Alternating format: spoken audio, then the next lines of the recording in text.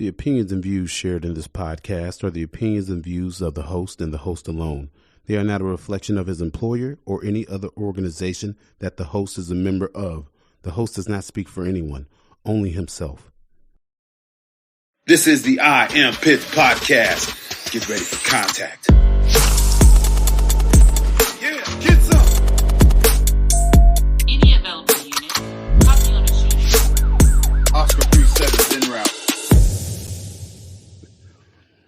Hey, what's going on, everybody? This is your boy Dex with the I Am Pitts podcast. And we are back again for another episode. Sorry for the delay in getting the episodes out. Like, it's been real busy for me over here in the Louisville, Kentucky area. Got a lot going on, a lot of overtime, a lot of family stuff, a lot of adult responsibilities that I have to attend to.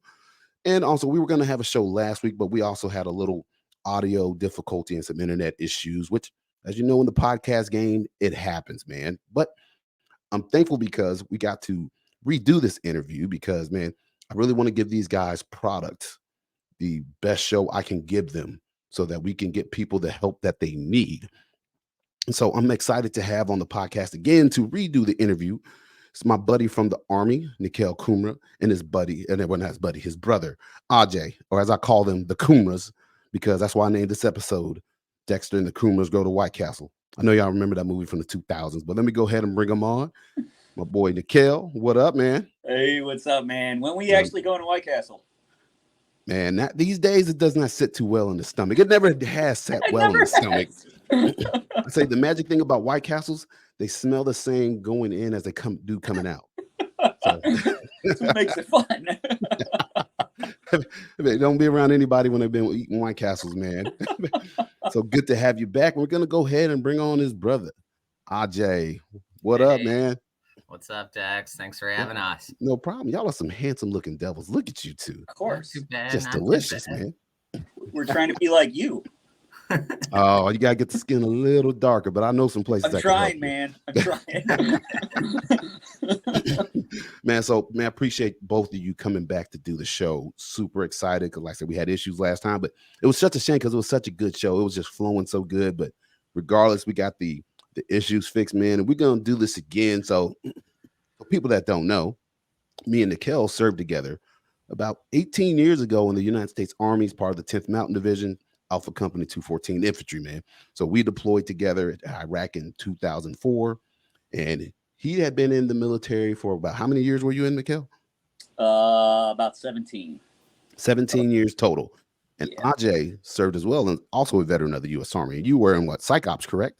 Yes, in the reserve, yep. And this is the interesting thing about these two. When people typically think about the U.S. Army infantry, they say, oh, these guys are stupid, these guys are dumbs, which might be the case for me, but I can't say that's the case for these guys because both of these guys are highly intelligent, educated, and both still decided that, you know what, I'm going to go serve my country during a time of war, especially when, you know, they got the degrees and all this stuff going on, man, just super intelligent guys, man. So I tell people they have this opinion about the infantry that we're all dumb. And I tell people you have the most eclectic group of people that serve in the military, especially in the frontline units in the infantry, like me and Nikhil. When I found out how smart he was, I was like, bro, what are you doing here? So like I said, man, glad to have you on and glad to have you all as a veteran business as well. But we're going to go ahead and get it started with how things were back in the day. So Nikhil, introduce yourself to the people and tell them where you're from.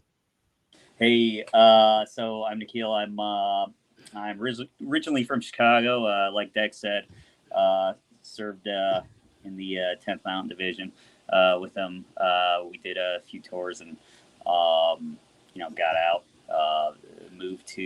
Eventually moved to Texas after school and just about a year ago, 2 years ago, we started talking about our clinic and opening it and, you know, what we can do different. And that just kind of came to life. Awesome. Ajay, tell the people about you, my man. Yeah, definitely. Again, from Chicago. Initially joined the military to pay for school. Did my time, moved out to San Diego, struggled to figure out what I wanted to do. I was always unsure. went into nursing.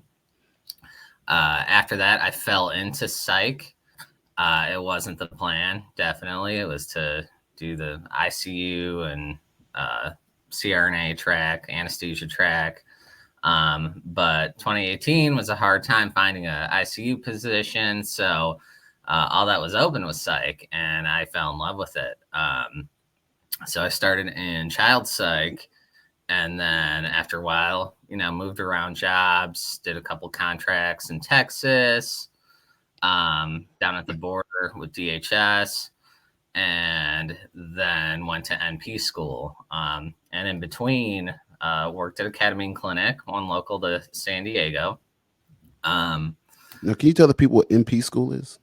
Yeah, nurse practitioner school. So NP school. There you go. Yeah, so it's like a PA, kind of a little bit different, but I specialized in psych and wanted to bring this, start a ketamine business after working at one, and realizing, hey, this is very expensive treatment, but very effective. So that's when me and Nikhil started talking. Awesome. About to get in the ketamine business started. I know what y'all are thinking. You got a cop on here talking about ketamine. Let me tell y'all, I'm all for it. Especially with the time I've spent in service in the military and issues I have from PTSD and from being a cop and what I've seen done with other officers and veterans. I believe in the treatment, man. But before we get to the treatment, I want to go back to why you all decided to join the military. Nikhil, if you could tell the people why. What sparked your interest? So I was it was a combination of being bored and lost. I was in school. I was working, I think, at like Walgreens or something. It was kind of miserable. I'm like, okay, well, I'm not doing anything. Like, why not? Type of thing. I really don't want to go to school right now. It's kind of a waste of time. I'm not really putting any effort into it. And then, so I went in initially in '98 in reserve.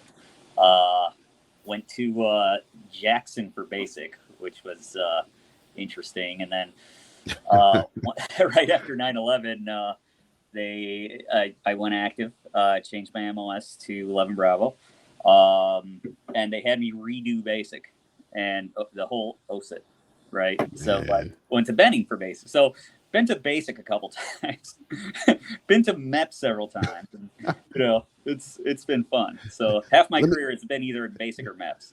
So let me ask, man, what was your initial MOS when you went into the Army? 92 Yankees, so supply guy. So I ran into a 92 Alpha the other day at work, and it was a bad experience. Oh yeah. He was trying to tell me that he was a badass and that he used to stack bodies. I was like, bro, only thing you were stacking was ammo in the ammo closet. This happened at Red Lobster here in Louisville, bro. I had to put him in his place. Like, shut your mouth, bro. You know what you signed up to do as a 92 Alpha. Hush, man. Just shove one of those little breads in his mouth. But see, for me, it's so interesting that so you go in as a 92. What sparked you to be like, you know what? Of all the things I can do, I got a good ass VAP score. I think I'm gonna go kick indoors. Well, 9/11 happened, and it was just like, wow, okay, like let's actually do something now, like because I mean, 98 there was nothing going on. Right? Yeah, it was like most of those that was it, and that wasn't much. Yeah. You had like Somalia and stuff like that. Yeah, very small focused missions, but other than that, like for the big army, like there was basically like not a whole lot. And what was your parents' response to this? Oh, it was horrible. It was they hated it. It wasn't a good conversation. It wasn't a good series of conversations. But at the end of the day, it's like, okay, well, nobody can take accountability for what you do or fail to do in your life, right? Like, absolutely. So, just kind of came down to that. I like it. They got over it. They're good. Absolutely. I'm sure they're proud of both of you for regardless, man. Ajay, what made you decide to join, man? What year did you join? Yeah, so my story of getting in is a little weird. So a psych out guy with a weird story. I don't believe it. So I graduated high school in 2008. Um, I got an ROTC scholarship, full ride to college.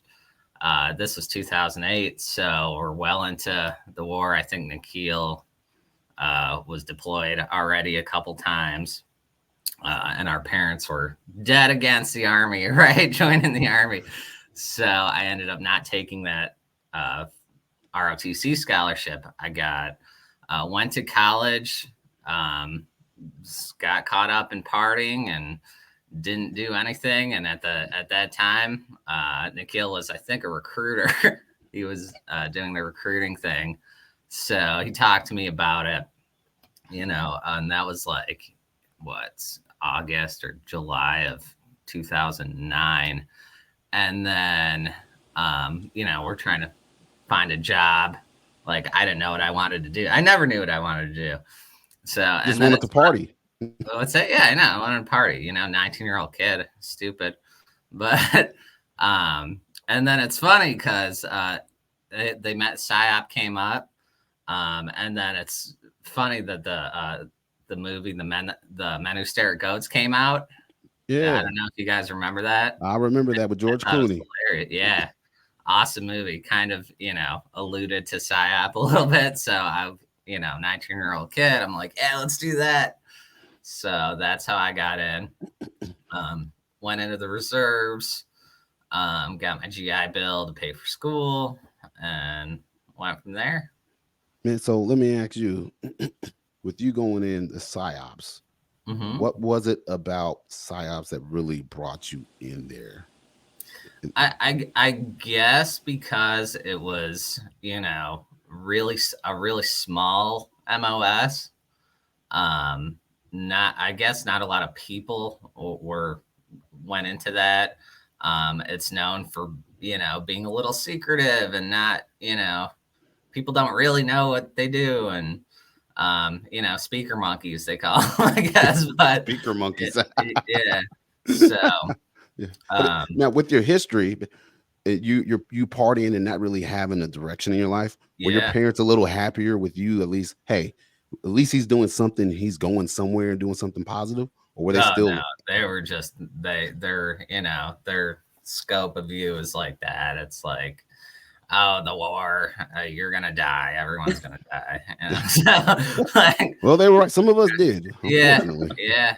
But Yeah, I mean, I get their frustration and everything, but you, like Nikhil said, you gotta own what you do. It's your life.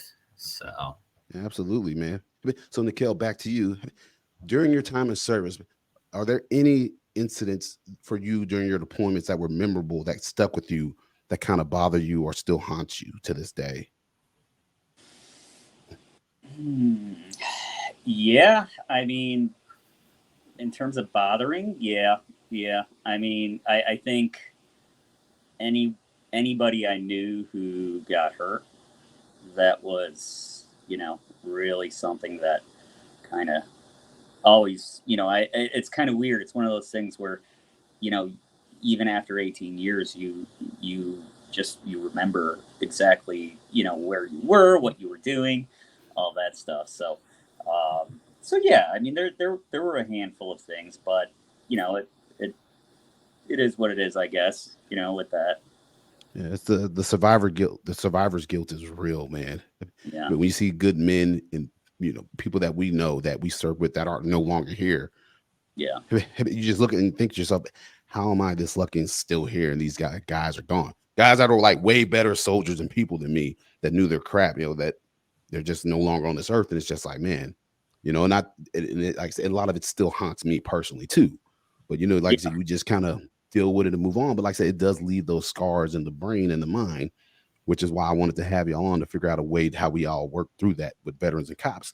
And Ajay, for you, were there any significant moments in your military career that kind of stuck with you or bother you that kind of really inspired you and your brother to do what y'all do with this clinic? yeah, I mean, I guess seeing guys in my unit get back, and not just with physical injuries, but how they act, the stories they tell, what they saw with PSYOP being really organic to the Army at the time. You'd have, some guys show back up to the unit in a suit, saying how they were, with the CIA last week, and other ones, coming back from, ones that have been in forever that jumped on Panama, and just hearing their stories and, seeing how it impacted their life. I think that also propelled me to go into mental health, and really enjoy it, the work. Well, it's definitely work that's needed, brother. So, Nikhil, when you got out, or when you got back, and then when you decided to get out, I told people like, man, I was like, I remember the last time we were together was in like 2011 in St. Louis. We Yeah. had a spur of the moment Alpha Company reunion, and all of us got together and hung out, and it was just so good to see everybody. And then it was like all of a sudden, Nikhil just kind of dropped off the face of the earth. The next thing you know, he pops up on LinkedIn, and he's got all these degrees and all this like stuff he's doing and like managing. I'm like, Jesus, man, this dude is killing it, man. And all of a sudden, it's just like, man, he disappears again. I'm like, this dude's he's out here doing something big. He ain't got time for social media because he's out here killing it. But so, can you tell us about what it was like for you getting out, finding your way into what you're kind of doing now with all your education and the business stuff you've been doing? Yeah, sure. So yeah, got out, got off active duty in 05. Started back up at school like very quickly, very immediately. I got out in July, end of July, started August. Started school in August, mid August. So it was about 2 to 3 weeks since ETSing. And then just started going to school, trying to figure it out. Didn't really know anybody anymore in Illinois, and just kind of that wasn't easy. But then graduated undergrad, got into an MBA program, started doing that while working. Started getting into retail management. That was a very solid transition, just because I mean it's in terms of like how task oriented it is. It's very similar to the military in that sense. So Perfect and fit. also too, you've got certain strategies and merchandising plans and stuff like that. So there was a lot of learning there too. Moved on from the first place was Target. Moved on to 7-Eleven. 7-Eleven. Look at that. Hey, can I get a thank you? Come again. I'm really bad with the accent. I'm the only idiot who doesn't have the accent. This is why I like having my friends from the infantry. We could do these jokes and everybody laughs and that gets. Oh man, yeah. So I was there for about 8 years, a little over 8 years. And then got a call from one of the vendors I was working with. He's like, "Hey, we need a director of customer success." And I'm like, "Okay, yeah, let's do it." Like I've been here for 8.5 years, worked my way up, got several promotions throughout the way, and that was like the next step. And so went there, and then and then that guy quit. And he was a great guy. Unfortunately, he had left. And then they were like, "Hey, do you want to be VP of customer success so that you can kind of take over several different departments?" I'm like, "Okay, like I don't know what I'm doing, but sure." So Been yeah, killing it, man. that. Yeah, and then after that, I mean, we started talking. Ajay and I, it all started where all great ideas start, in a bar at 1 a.m. After a few drinks. So we started talking about it. Talked about it for about the course of a year, and then eventually we just pulled the trigger, and I moved out here from Texas, and it was all uphill. Ajay, for you, what was it like for you getting out and finding a path that that kind of led you to where y'all started this ketamine company? What was that path like for you, man? Yeah, so I'm very with my path. I just do whatever comes, to me. You just go So where where the winds I go carry with you. the flow. Yeah, exactly. So when Very I got free spirit. out, I started working in an office, hated it, and I'm like, you know what? It was February. I was working overnights. It was negative 20 degrees out, and I'm just so upset. I'm like, you know what? I'm leaving for California. So I hopped in my car in August and left. I stayed in my car. I crashed on people's couches. I eventually um, wanted to wanted a career, so I applied to the police force and nursing school. Got into both the same day, Dang, um, and I chose nursing. smart Um, choice. yeah, well, it was like right back in what year was it? Like 2016, just when being a cop was a bad look, and all that stuff was Yeah. going down. Yep. So I'm like, well, I might as well just go into nursing. Um, did that. Um, yeah, and then like I said, fell into psych. I loved it. Did some time working at the VA. Did my clinicals at an active duty Navy hospital here in San Diego.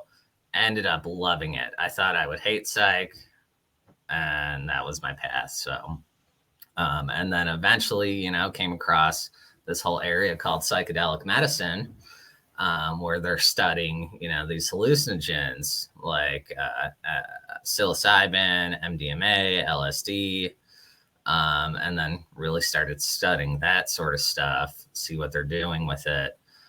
Came upon a ketamine clinic I worked at briefly, and then realized, okay, this is the future of mental health treatment. Um, at least a portion of it. So specialized in psych, and here we are.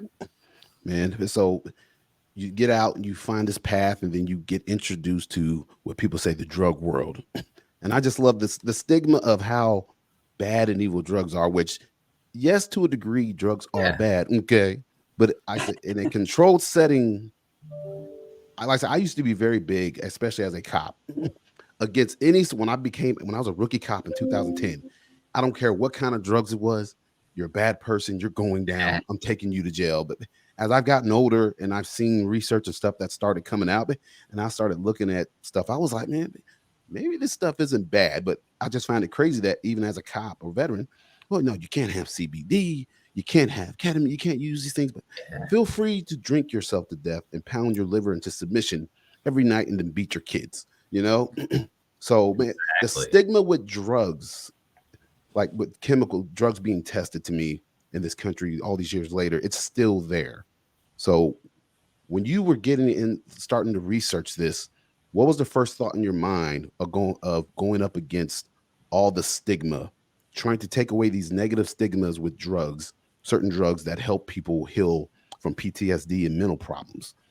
Yeah, absolutely. I always, say follow the money and like, Yeah. what's illegal and why is it illegal? And if you look at the old, papers on why things usually get outlawed, it doesn't make sense, right? So that's what the research showed me. That being said, well, in a controlled setting, like you said, I think it's a valuable tool. And I mean, we have Tylenol. Tylenol's a drug, right? Hmm. um, Ibuprofen's a drug. If you Lord, abuse I know that, it well.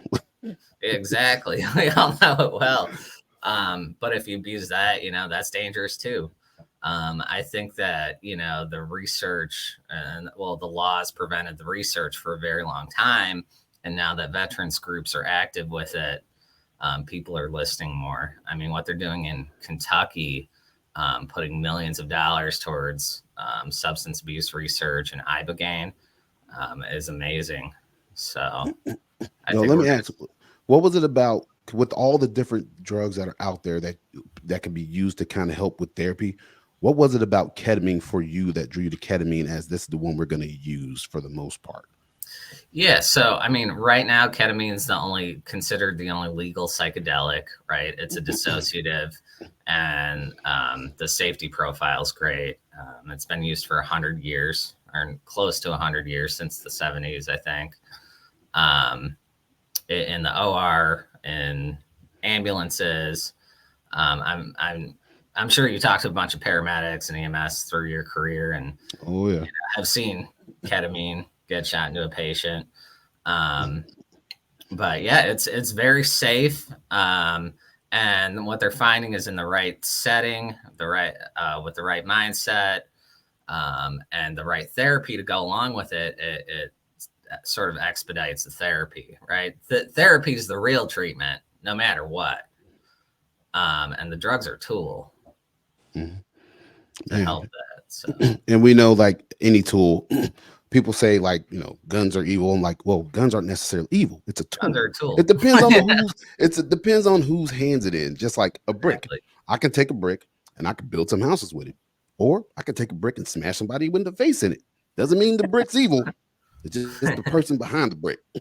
And so Exactly. Nikhil, I want to ask you this. Y'all are sitting at a bar having drinks, and he comes up to you and says, man, you ever thought about opening up a ketamine clinic or treatment facility? What goes through in your mind? As I know you're a good, clean living guy. What's your first thought like? Well, how much have you had to drink? Like, what are you talking about? No, yeah. So, well, he definitely framed it in a really good way. Um, and so, yeah, I was kind of I was just getting into, like, that new position, getting into executive leadership at the time and stuff like that. And when what to to a hammer, everything's a nail, right? I mean, everything, at that time in my mind was like, okay, how does this work with, sales and money and all that stuff? And, but the way that he explained it was basically that he's been working in these clinics. You know, Ketamine isn't all that expensive, right? And because of that, you think, like, okay, well, these clinics are are doing sessions between 500 and 1,000, and I guess in some cases close to $2,000 for this treatment per session. Um, It's a lot of money. so they're the margins are ridiculous, and it's almost, I mean, it definitely is price gouging in a sense. So, we were talking about that, and really focusing on accessibility, and doing that by having prices lower than anybody in our area. Um, and then, yeah, we're just like, okay, yeah, let's do it. Like this, it made sense financially, and in every other way. Yeah, So that we go. really, our aim with this whole thing is to keep the price much lower than, you know, other clinics. Just, I mean, not to price them out, but because it is a valuable treatment, and outside of the provider's time, that's your biggest cost, right? So if we can find ways to make up for that, that's what we try to do, just to keep the price lower for everyone, so that they can access it. So let me ask this question, because everybody, I know a lot of people, especially in the social media age, everybody's got a big business idea and this big dream, and we're going to be business people, we're going to make money, we're going to be rich, and everybody's got the ideal in this dream like sequence in their mind of how it's going to be. But once people get to the dock and they look at the water and they think they're going to jump in, they're kind of like, sounds great, but man, was there any reservation on either of y'all's part going into this, jumping into this market? Because I mean, there's a little bit more, but it's still kind of a new territory, bringing it into the civilian world for treatment. Was there anything that y'all were kind of nervous about? Like, man, what if this doesn't work? And Nikhil, especially you're working in freaking executive leadership, man, and doing well in life. And you're like, man, I'm gonna just leave all this behind and try something new and just kind of step out on the limb.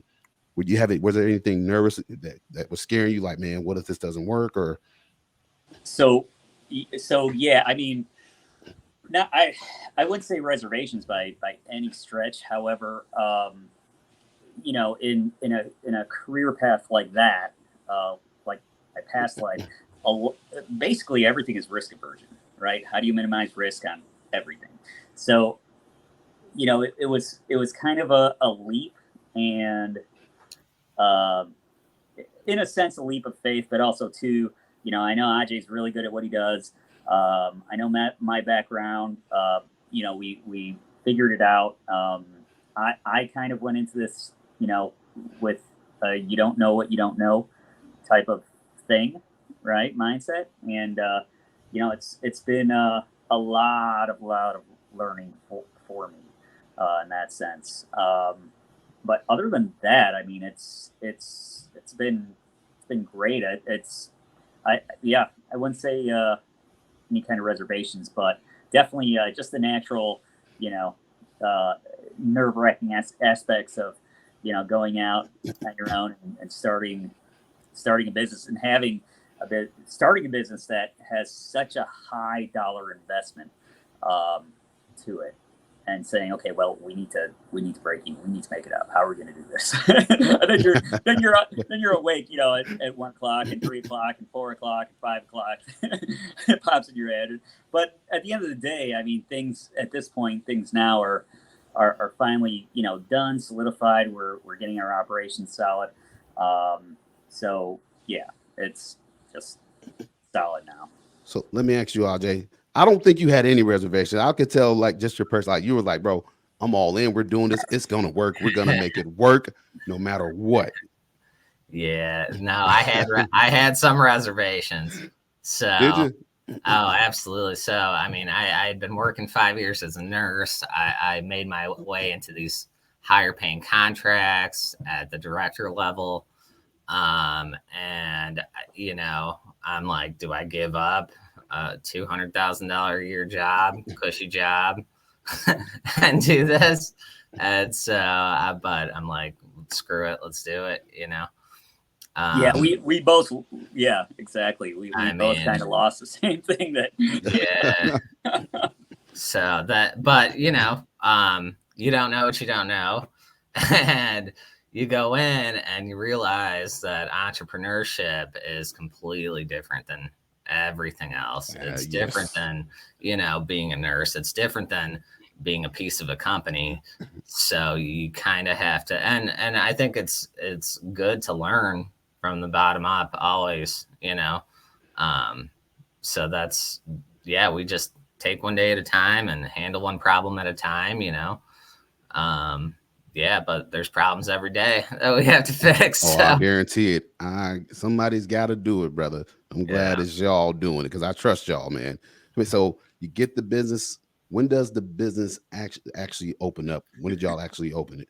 So, shout out to our realtor, Brent. He worked with us for a couple months finding a place. We found a place. They were great. They, threw us some TI to improve the place. And now we have a beautiful 2,000 square foot facility. We really started working on it in September of last year. And we opened the last week of May this year. And the first 6 weeks was just crickets. So, and that's enough to get nervous. So, we started doing our networking and it started getting some patients in, and more and more every month are coming in as the word gets out. So y'all open up the door. So it's resilience interrogative. What is it? Resilience. How you say it? Resilience Integrative Wellness. Integrative Wellness. So y'all open up the doors, and now y'all are here trying to help treat veterans, first responders, or anybody dealing with any sort of trauma through ketamine treatment. So say I'm in San Diego walking down the street, and I walk and I see resilience. Is it integrative, right? Yeah. I see resilience integrative wellness. I want to go get treatment. So what's it going to be like for me as a guy walking into your facility trying to get treatment?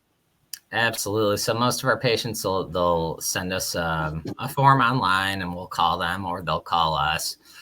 They'll do a quick intake call. And then we'll send them out some intake forms just to get their medical history and everything to see if they qualify for it.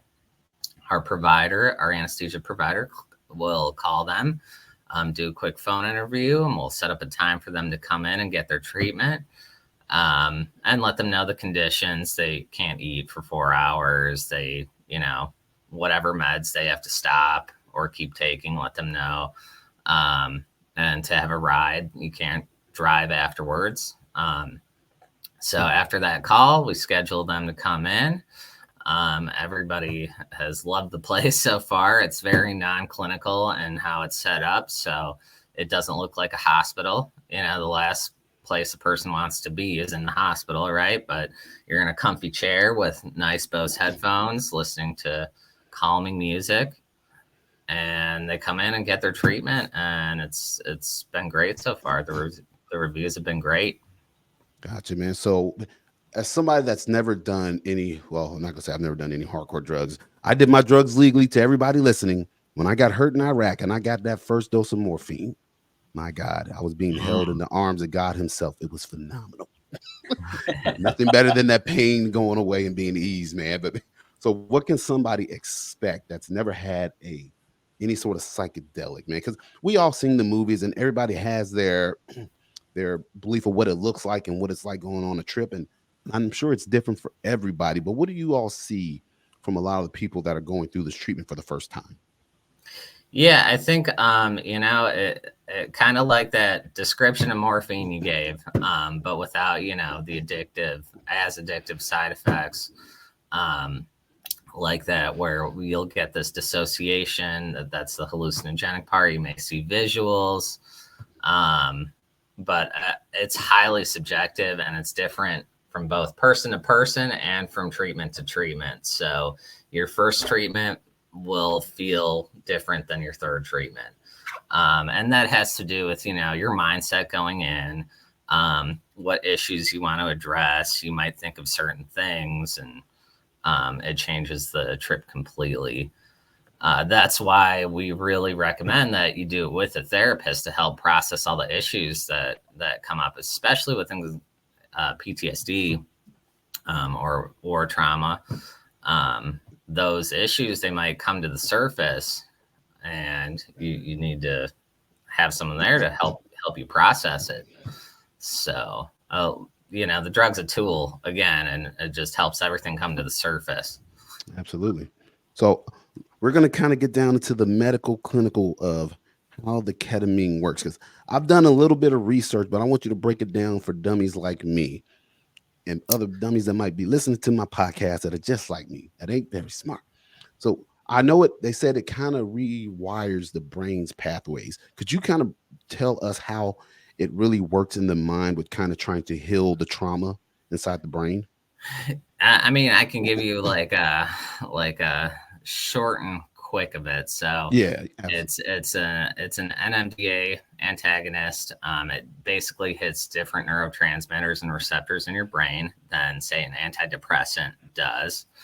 But it has really strong antidepressant effects. That's why it's indicated for treatment in treatment-resistant depression. So SSRIs, and most antidepressants, they say it works on 40 to 60% of people before they need to go back in and adjust their medications. And then eventually, people end up adjusting their medications again and again and again. This is ketamine has a quick onset. You feel it right away.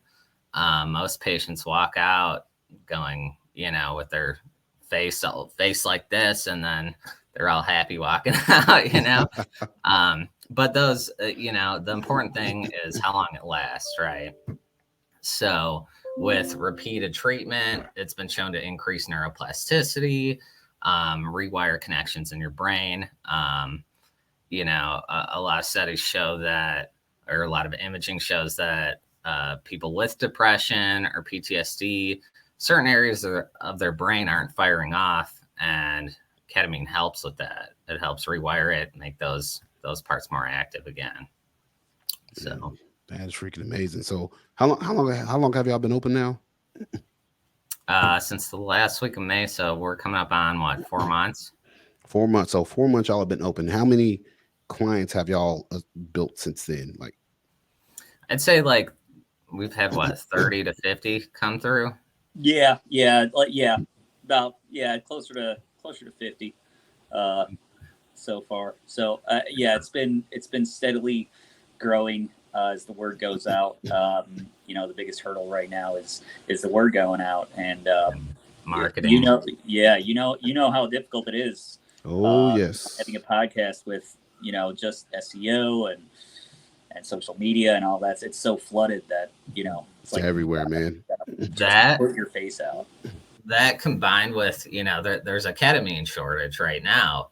Yeah. Oh, But yeah, so most clinics are running out or can't secure it, and we've been very lucky. We've had this company that does help us get ketamine, so we do have a stock of it for anyone there where their clinic ran out of ketamine.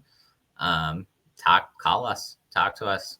Yeah, yeah, and that's happened several times already. So and it's I'll tell you the worked out. one thing that I'm happy about this is, man, as you all know, it's everywhere, like the psychedelic treatments. But the research I was doing, there was a lot of people that were leaving the United States.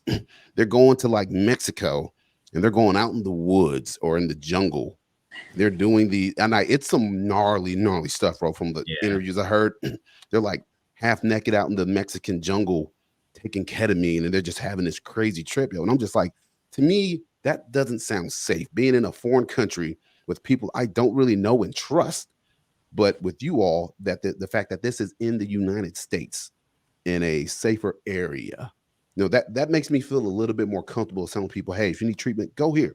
Because I don't really think it's really a good idea for anybody to go to Mexico and get some wild treatment that there's really no restraints on anything, man. You just don't know who you're talking to or really what you're getting. So what you all are kind of doing for me is like bridging the gap and giving people the opportunity in a safe environment to get the treatment they need, man. Because these clinics, like I said, they're popping up everywhere. But like I said, if you go up to a place and there's some stairs going down to a basement, you got to do a secret knock.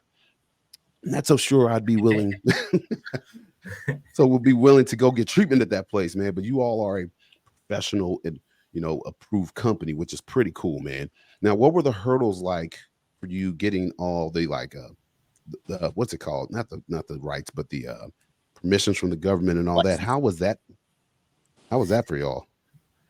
Took about 10 months. 10 months. Yeah. In California, and Ajay definitely. Yeah, I took on that task. Yeah. Learning the law, especially in California, where the law is so stringent. There's so many rules and regulations. I've had to read, the Corporate Practice of Medicine Act and all these different rules on how to start a clinic. But it was hurdle after hurdle. So finding a medical director that wants to do it, setting up, the corporate structure, finding a mid-level provider, so a nurse practitioner or a CRNA to start, actually giving treatments. So every step of the securing the drugs, how the drug landscape works, which that's super complicated. About that sounds like a nightmare. Yeah, it's a nightmare. It's, there's a drug company, then a distributor, and then, sub distributor. It gets so messy. So after, those major hurdles and then finding a place, making it how we want, which was, welcoming and comforting.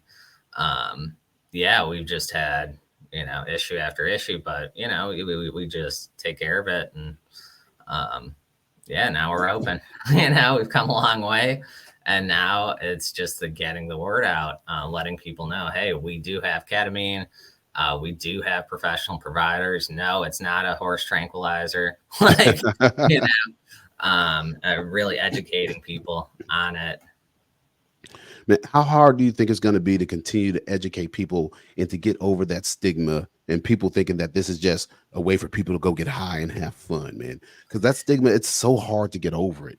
Well, like, what are y'all trying to kind of do to try to help get over that stigma? Because we've all seen them. What is it? Was it Reefer Madness? the Yeah. Reefer Madness video from the 80s, bro, or was the Yeah. 70s? That was like, no, this is your brain on drugs, and you're going to become a crazy person if you smoke marijuana.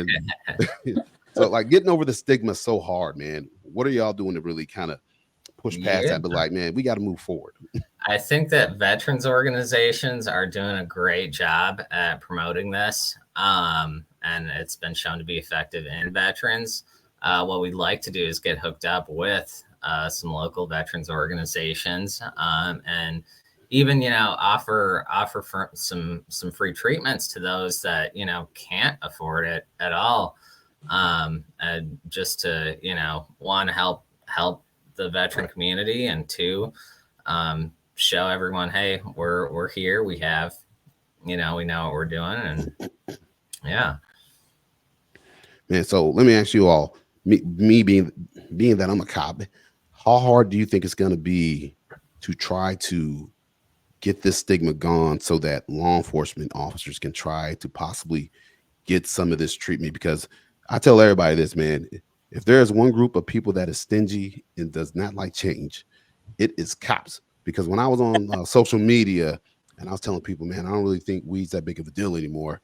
It's like an older generation of cops are like, oh no, the moment we start there, it just goes downhill, and there goes the country. And I'm like, bro, country's already kind of going downhill, and it's a lot more than just weed. So, man, what do you all think we could do to kind of help with law enforcement officers and kill that stigma amongst them, to see, hey, man, this is good treatment? Because it's not the officers, it's the higher level executives and politicians that are saying, no, you guys aren't allowed to get treatment. Because personally, wouldn't you think you want your officers to be more cognitive and be resolving their mental issues before they're on the street patrolling?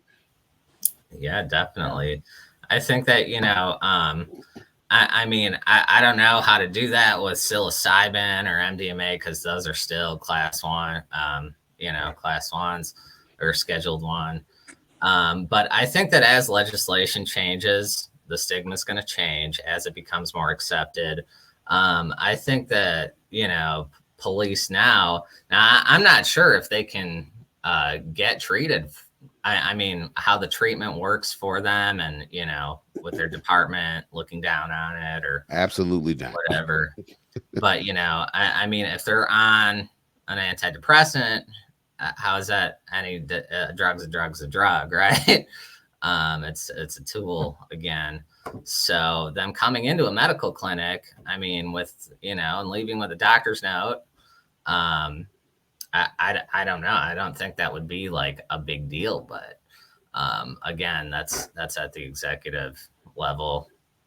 I couldn't imagine it would be really police who would struggle with that, just because, I mean, there's a guideline that you guys have to follow, right? The law. And if the law changes, then regardless, right, it's just got to be followed.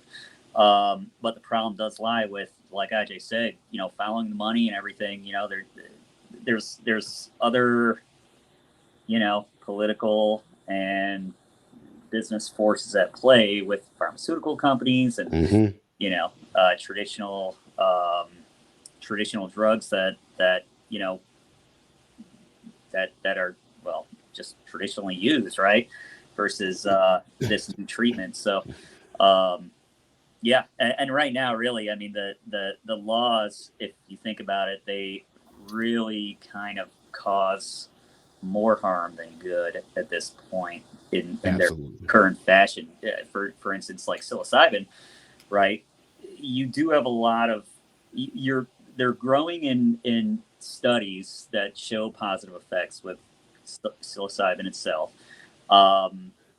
However, since it is still illegal, right? People, like you said, have to go outside of the country, or they have to do it, in their home, under their bed, under the covers, not monitored. The only kind of treatment that they have with therapists or coaches is basically harm reduction, right? So it's like, hey, don't do this, don't do that, do this, do that, and go away and do it. I don't want to see it. I can't do anything. I'm going to lose my license, and then come back later. Yeah, man, and that's not good for anybody. Yeah, very dangerous. If it was in a controlled environment like this, I mean, that'd be excellent. And they are doing some clinical research, and that's been showing, a lot of positive outcomes. It's just, will the government dump more money into researching this? And I think they should. Absolutely should. Yeah. Like I said, it's time to move past some old stigmas, bro. I just get tired of because this is the way we've always done it and the way it's always been like that. Well, that doesn't mean that it's always been right, man. Yeah. And like I said, it's just with the medical advancements we have today, I'm just up for like, hey, man, why not? Let's try something different. And what's the most profitable drug that's prescribed? Antidepressants. So, Yeah, oh man. you're going after that, which they have their place. I'm not saying that, they're Yeah. 1,000% bad. They have their place. Some people do need it. But yeah, all the money, It's always follow the money. I mean, like I said, I don't take anything from the VA anymore for antidepressants. I tell people like, dude, the best way I fight off the demons is stay busy and stay active. Because like, Lord, you go to the VA, just here's some pills, here's some more pills, here's more pills, pills. And I'm like, I don't want to take any more pills, man. I am good, dude. And it just gets so tired. And I'm definitely at an age now where I'm doing more stuff, trying to be more natural. Like I started taking freaking cinnamon for type 2 diabetic, and dude, I started taking more fiber to get my to get my cholesterol under control. Because the older I get, the more I realize I really got to take care of myself a lot more, man. And taking pharmaceuticals is not always the best thing. That's why I'm all for trying more natural and holistic stuff. And me saying that as a tough guy that always been like, I don't believe in none of that frou stuff, bro. Like all the, just take some ginger and some cinnamon and it'll be okay. But I'm like, actually, this stuff is actually working. Like my doctor saw my numbers from my last blood test and was like, bro, I don't know what you're doing, but keep doing it. Bro, I just been eating more fiber and I feel phenomenal. Now I just got to try to shed the weight and get unfat, man. And now the cool thing about your clinic also, it's really a family business because your mother works with y'all too, correct? Yep. She's the main anesthesia provider. So she's been in anesthesia for 30 years since I've been born, almost 32 years. And yeah, she's worked with ketamine every day in the operating room. So it's like, and that goes back to, police and the stigma and everything. If you go get a surgery, you've had ketamine. You just don't realize it. Yeah. If you went to the dentist, maybe you've gotten it, So, yeah. Well, that's crazy though. When you, I don't know if y'all are aware of this, but New Jersey's the first state that actually started allowing cops to smoke marijuana when they were off duty. Wow. Yeah, but it happened. I think it was last year, or the year before, but they started it, man. I was just like, oh, that's wild, man. There you go. There's a cultural shift for you. There's definitely a cultural. That's such an oh wow though. Like, yeah, not really. I think what was the movie with Dave Chappelle? How was it? Not How High? I can't. I think. What is the name? Half Baked. Yeah. He was like, I'm addicted to marijuana. Bob Saget was like, marijuana is not an addiction. He's just like, I mean, it's just like I come across weed now. I'm like, and it's weird. We get calls at work all the time. Like my partner got a call the other day. Somebody found a bag of drugs on the sidewalk. Like, oh my God, it's a bag of drugs. He gets there, it's like it's a bag of weed. Like, step on it, throw it in the trash. Like, I don't know why you're calling us. Like, we can do something special with it. All we're gonna do is put it in the property room, waste some tax dollars, and throw it in in an incinerator, bro. Like, literally, that's it. There's literally nothing more we can do, man. Dude, but so, man, this has been awesome, guys. We're getting ready to. Show's coming to an end. We get ready to land the plane. So, man, your location, where are y'all located at address wise, so people can hear it for the show? We're at 6719 Alvarado Road, Suite 201. So that's in San Diego, right near Alvarado Hospital. Okay. And so how can people seeking treatment get a hold of you all? They can go to our website, resilienceintegrative.com, or they could give us a call, 619-535-5528. Also, y'all also have an email address and social media and all that too. Yes. Info at resilienceintegrative.com. We're also on Instagram, Twitter, LinkedIn, Facebook, and It's, what else? it's at Resilience RIW. You'll see our logo. And what else? Yeah, I think that's pretty much it.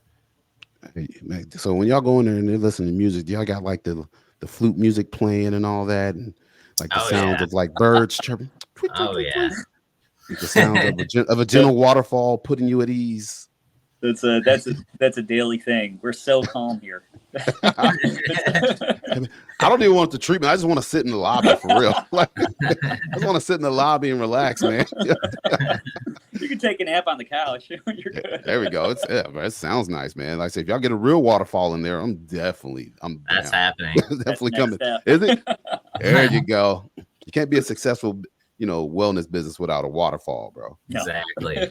And also, you got to have that big thing of water with the lemons in it. Oh, The lemon and the Oh, mint, that's the women and the yeah. mint leaves. There you go. You're welcome for that, by the way. Thank you.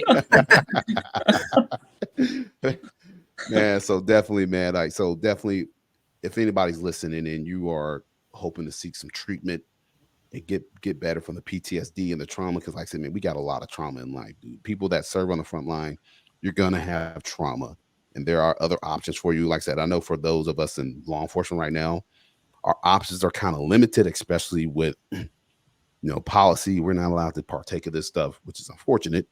But regardless, if you're not going to do that, at least get counseling and get therapy, man. Do something. Because, like I said, the government, I tell people, does not care about you. You have to take care of yourself. Your police departments, your chain of command, no one's going to care about you as much as you have to care about yourself. But I do know some people that do care about you. That's my boy Nikhil and Ajay, man. They definitely care. And also, how are people able to pay if they're having trouble paying or insurance wise? Is that an option for people? So yeah, so right now, given the legality of ketamine itself, it's unfortunately cash pay. However, uh, we've kind of tried to expand again on the accessibility. Either cash, credit card, HSA, FSA. We take care credit, advanced care. Um, and then yeah, I mean if at that point, like Ajay said, with especially with veterans, for those who simply can't afford it, we're always willing to work something out. Yeah. Yeah. And We hopefully like there's to yeah. look at veterans on a case by case basis, and if they can't afford it, they do what they can. But definitely, we have that advanced care and care credit to help allow them to receive the treatment. And it's not like marijuana or anything where it's just cash pay. Yeah. It's credit card and everything Yeah. like that. It's just that it's not insurance. It's not accepted by insurance. Yeah. We are working to get the form of ketamine that is accepted by insurance. It's called Spravato. It's intranasal ketamine, which we should have soon. Awesome, man. Freaking awesome. How much for me to just sit in the lobby and listen to the music? Ooh. That's free, and we've got That's snacks free. and drinks too. You got the lemon water, the mint lemon water. All right, man. I'm all in. I am all in. So, fellas, man, hey, I appreciate y'all coming on today and kind of passing the knowledge on to my fans and my crowd, man. Nikhil, it's good to see you again, brother. Like I said, it's been too long, man. I freaking proud and honored to have served with such a good and noble, honorable man, dude. I am beyond proud of you. Ajay, proud of you as well, my brother. Y'all are doing good Thank things you. and making a good name for the veteran community. And I always do my best to try to put a light on and shine on the veterans that are out there doing it. Because just because you get out of service, you spend about, some people 10, 15, 20% of their life in a military uniform. And then when they get out, they get lost, and there's all the stigma that veterans don't know what to do. But there is definitely a path, and you have shown that you don't have to be tied to what you did in the military. You don't have to be tied to just this being a broke down, disabled veteran. There's life after service, man. And you all have proven that. And so I am thankful for guys like you today in this country, man. I You really have, am. man. You Thanks, definitely. Dad. Definitely, man. So I'm gonna let y'all go ahead and get out of here, man. Like I said, I appreciate your time. I'll be sure to put a link to resiliency, integrative wellness down in the link for everybody. And before I go, let me get that. Thank you. Come again, Kuma. Nikhil, one of y'all, but give it to me. You do it. Get that. I can't do it. It wouldn't be right if I did it. Ajay can do it.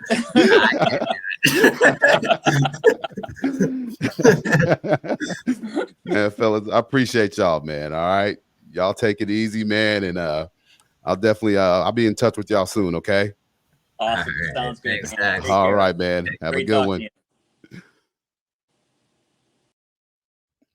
All right, man. Well, awesome. What a great episode, man.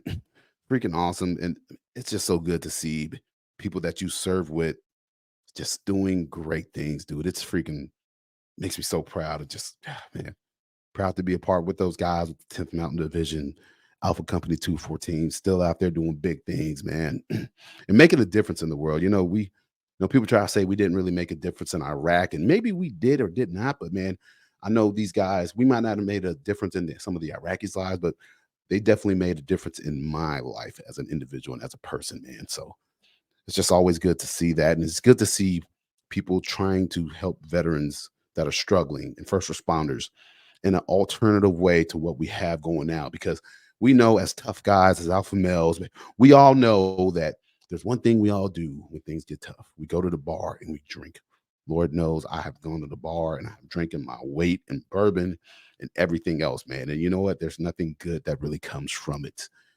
Alcohol, it literally poisons your body. And Lord, I've seen alcohol ruin lives. People I know personally, friends, family members, I've seen what it does, yo. But hopefully we get rid of the stigma that's behind drugs and certain drugs and the way that they're being kind of marketed. And like I said, man, it's not that drugs are evil, it just depends on whose hands they're in and how they're using it. But supervised drugs that are helping people reclaim their lives, that's freaking awesome. Like I said, it's 2023 going on 2024, man. It's time to move treatment for these issues into the future and start looking at alternatives, y'all. So, ladies and gentlemen, just want to go ahead and say thank you all again for tuning into the Iron Pits podcast. I'm sorry for the delay. It's been a while, got a lot going on, but as always, man, y'all are always on my mind. It's good to be back here before you all. So, if you all don't mind, be sure to go to all the social media links. I'm going to put it in the show. Give these guys a follow, give them some support because supporting them is not only supporting them, but you're also supporting frontline workers, veterans, first responders. All right. And these are the people that keep America safe. And in order to do that, we got to keep us healthy. That's the most important thing, man. So I'm going to go ahead and get out of here. I appreciate you all. Appreciate your time. If you could give the show a like, a follow on Apple, leave me a comment. Please leave me a review. It's been a while since I got any reviews. So if you could, please do that. You're truly appreciated. Ladies and gentlemen, this has been the I Am Pits podcast. All right, y'all. And I will see y'all on the next.